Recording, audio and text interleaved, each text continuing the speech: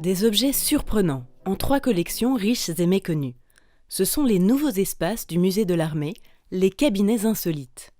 Le premier offre un panorama de la musique militaire, de la Révolution au Second Empire. Ces instruments ont la particularité d'être joués en marchant. Donc vous avez derrière moi une sorte d'évolution de l'instrument que l'on appelle le serpent. Vous avez tout d'abord le serpent d'église qui est en forme de zigzag et puis dont la forme a évolué pour être plus facile à jouer en route et finalement le serpent Forveille.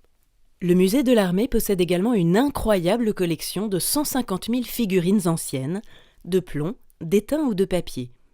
5 000 sont présentées ici.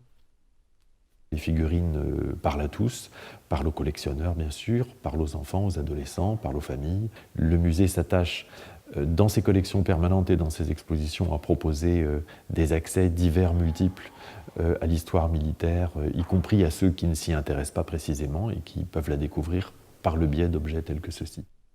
Des objets comme les modèles réduits d'artillerie, des cadeaux de prestige comme ce canon offert à Louis XIV par le Parlement de Franche-Comté, mais aussi des prototypes et des modèles de matériel du XVIIIe et XIXe siècle. À partir des années 1880, il y a une sorte de dépôt légal des modèles qui incite les constructeurs à fabriquer à l'échelle du 5e tout matériel adopté par l'artillerie de terre française, afin d'en garder la mémoire et le souvenir. Cette collection tout à fait unique de maquettes est aussi présentée dans cette salle.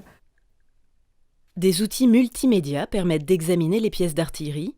Les visiteurs pourront aussi découvrir la fabrication des figurines et écouter jouer les instruments.